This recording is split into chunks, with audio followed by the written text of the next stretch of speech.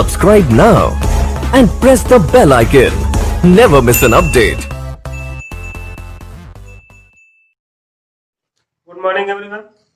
आज दिनांक 31 अगस्त 2020 कक्षा 10 रसायन विज्ञान में हमारा जो पाठ चल रहा है रासायनिक अभिक्रियाएं और समीकरण, तो इसमें हम पिछली कक्षा में रासायनिक समीकरण पढ़ चुके थे। अब हमको पढ़ना है संतुलित रासायनिक समीकरण, यानी कि बैलेंस्ड केमिकल इक्वेशन। संतुलित रासायनिक समीकरण क्या होता है, तो देखिए इसके लिए आप एक रिएक्शन देखिए, एक आध रिएक्शन देखिए।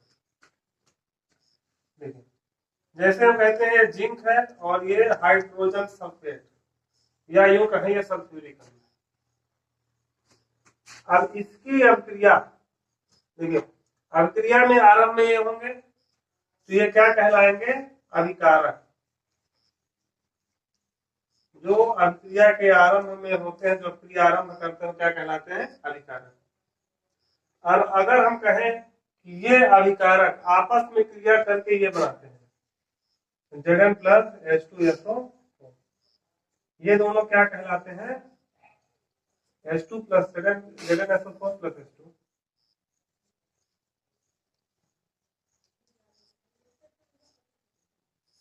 अब इसमें यदि हम कहें तो ये अभिकारक है और ये क्या है, उत्पाद।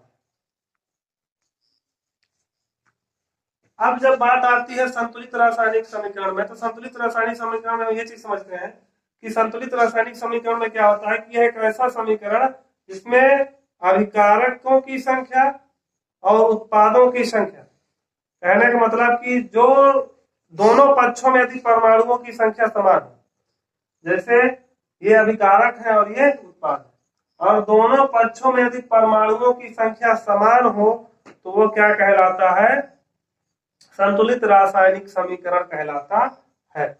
संतुलित रासायनिक समीकरण के लिए क्या है, प्रत्येक तत्वों की परमाणुओं की संख्या, प्रत्येक तत्व के परमाणु, जैसे यहाँ पर पे कितने जिंक है, एक जिंक है, और यहाँ पर भी जिंक की संख्या कितनी है, एक है।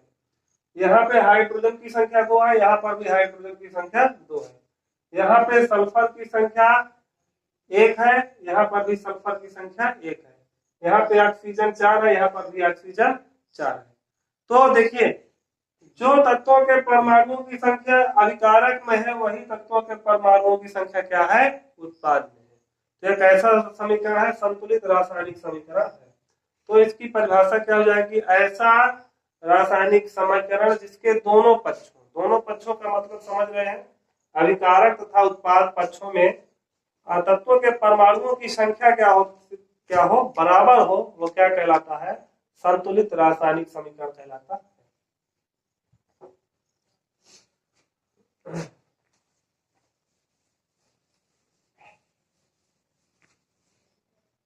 लिखिए इसमें, वह रासायनिक समीकरण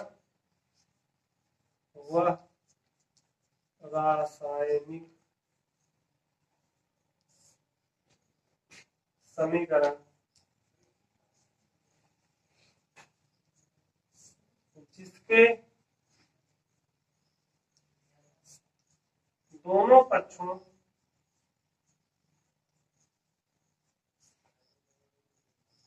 अर्थात दोनों पक्षों का मतलब क्या होता है, अभिकारक तथा उत्पाद, अभिकारक तथा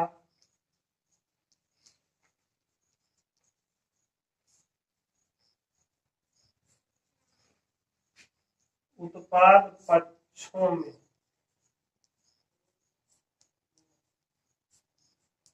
देखिए ऐसा रासायनिक समीकरण जिसके दोनों पक्षों का मतलब यहाँ से अभिकारक और उत्पाद पक्षों से है,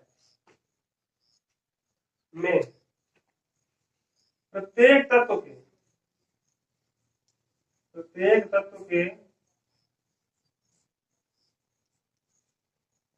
परमाणुओं की संख्या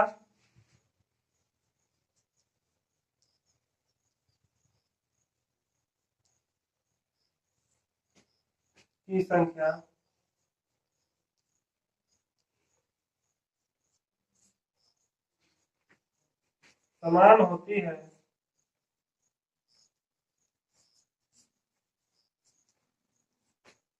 संतुलित रासायनिक समीकरण कहलाता है। संतुलित रासायनिक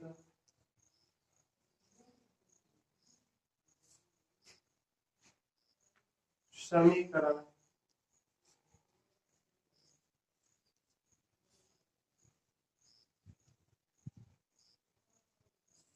कहलाता है। तो ये बहुत ही आसान हो गया संतुलित रासायनिक समीकरण। ऐसा समीकरण जिसके दोनों पक्षों में जो तत्वों के परमाणुओं की संख्या हो वो समान हो तो क्या कहलाता है? संतुलित रासायनिक समीकरण कहलाता है, बैलेंस्ड केमिकल इक्वेशन कहलाता है। नोट कर लीजिए, इसके बाद उदाहरण देखते हैं।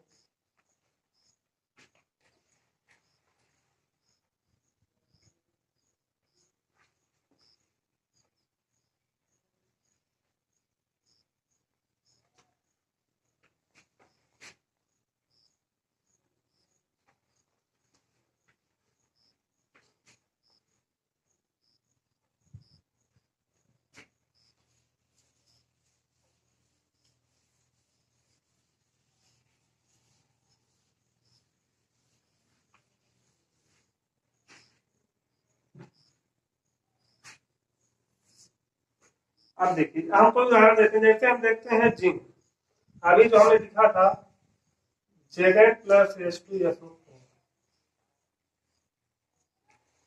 Zn+H2SO4 और इस अभिक्रिया में बनता है ZnSO4 + H2। अब इसे जानते हैं सल्फ्यूरिक अम्ल होता है और ये जिंक है। ये क्या है? जिंक है। अब इसे क्या बोलते हैं? Zinc sulphate. ये है जिंक सल्फेट। तो इसमें यदि हम कहें क्या है रासायनिक समीकरण संतुलित है या नहीं है, तो इसमें देखिए इधर पर जिंक के परमाणुओं की संख्या 1 है इस पक्ष में, और उस पक्ष में भी जिंक के परमाणुओं की संख्या 1 है। इसके अभिकारक पक्ष में हाइड्रोजन की संख्या 2 है, इसके भी उत्पाद पक्ष में हाइड्रोजन की संख्या 2 है। इसके अभिकारक पक्ष में ऑक्सीजन की संख्या 4 है और इसके भी पक्ष में ऑक्सीजन की संख्या 4 है। तो जब दोनों तरफ तत्वों के परमाणुओं की संख्या सेम रहेगी रासायनिक समीकरण में तो संतुलित रासायनिक समीकरण कहलाएगा। अब जैसे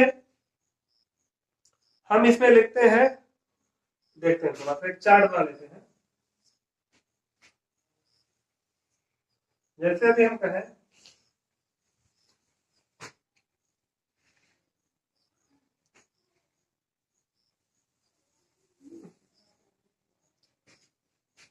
जैसे करके,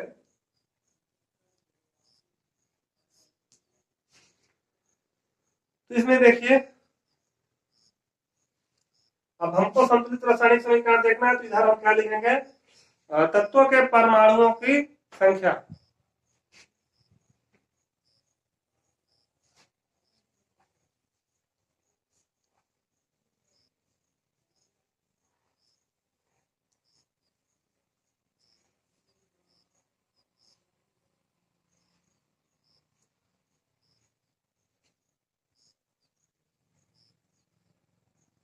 तत्वों के परमाणुओं की संख्या इधर अभिकारक में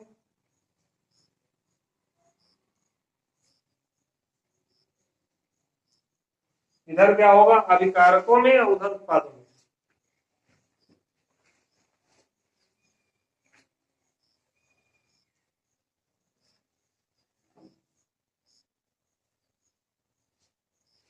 अब देखिए, अब पहला परमाणु हमारा क्या है? जिंक है।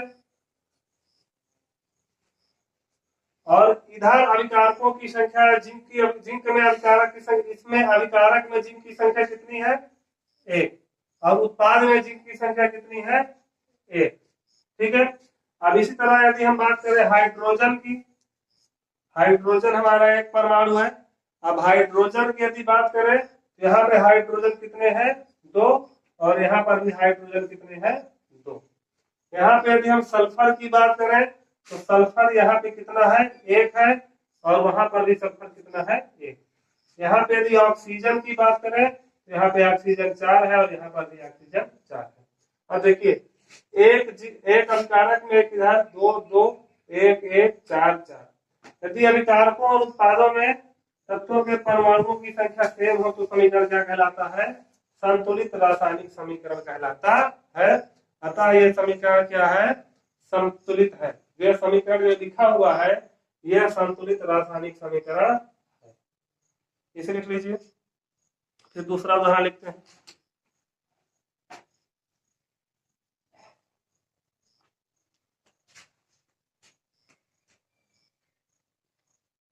अब थोड़ा एक कठिन उदाहरण देखते हैं।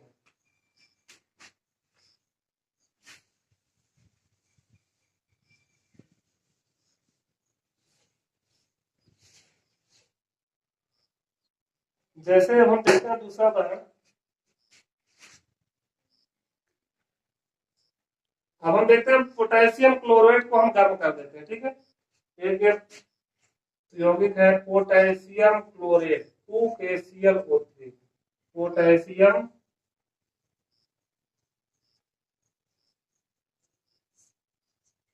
क्लोराइड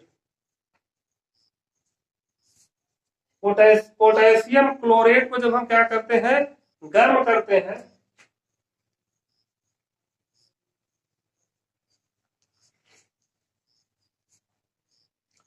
पोटेशियम क्लोराइड को गर्म करें तो जब पोटेशियम क्लोराइड को गर्म करते हैं तो यहाँ पे बनता है पोटेशियम क्लोराइड और ऑक्सीजन। ये सॉलिड होता है और 2KClO3 मतलब ये भी क्या होता है? सॉलिड होता है, ठोस अवस्था में होता है। ये भी ठोस अवस्था में होता है और ये भी किस अवस्था में होता है? ठोस। लेकिन जो ये गैस ये क्या होती है? गैसीय अवस्था में होती है। ये चिन्ह बता रहा है गैसीय स्टेट को रिप्रेजेंट करता है। अब देखिए यह एक समीकरण लिखा है, हमको देखना है कि संतुलित है कि नहीं। मतलब हम संतुलित रासायनिक समीकरण पढ़ रहे हैं, हम कहते हैं कि यह संतुलित रासायनिक समीकरण है। संतुलित रासायनिक समीकरण का उदाहरण है, लेकिन इसको समझना जरूरी है। अब यदि हम इधर बात करें, अभिकारकों में पहला कंपाउंड हमारा क्या है? पोटेशियम। तो अभिकारक में पोटेशियम की संख्या कितनी है? 2। देखिए 2 आगे लगा हुआ है, यहाँ पे 1 है तो मतलब 2 हो गया। और उत्पाद में कितना है? उत्पाद में भी कितनी संख्या है? 2। अब बात आती है क्लोरीन की, तो यहाँ पे कितनी क्लोरीन है? 2। भाई Cl और उसके आगे 2 है, पूरा इसके 2 मोल है, तो Cl कितने हो गए? 2। इधर कितने हो गए? Cl 2। इधर ऑक्सीजन कितना हो गया? 3 और 3 दूनी 6। 2 इधर है और 3, 2 3 6 हो गया। 2 3 5 मत जोड़ दीजिएगा। ये 2KClO3 को 2 बार लिखा गया है, तो ऑक्सीजन कितने हो गए? यहाँ पे 6 और यहाँ पे कितना हो गया? 3 दूनी 6। तो अब देखिए इस अभिकारक में भी क्या है? 2 इसके बराबर लिख लीजिए। इस समीकरण में भी अभिकारकों की संख्या उत्पादों की संख्या में कोई अंतर नहीं है, तो यह भी क्या है? संतुलित रासायनिक समीकरण है। तो संतुलित रासायनिक समीकरण में हमको क्या पढ़ना है? ऐसा रासायनिक समीकरण जिसके दोनों पक्षों में अर्थात अभिकारकों पक्षों और उत्पाद पक्षों में तत्वों के परमाणुओं की संख्या यदि सेम है तो समीकरण क्या कहलाता है? संतुलित रासायनिक समीकरण कहलाता है। देखिए ये आपका संतुलित रासायनिक समीकरण खत्म हो गया। अब अगले वीडियोज में हम इसके आगे का पढ़ेंगे। Good bye.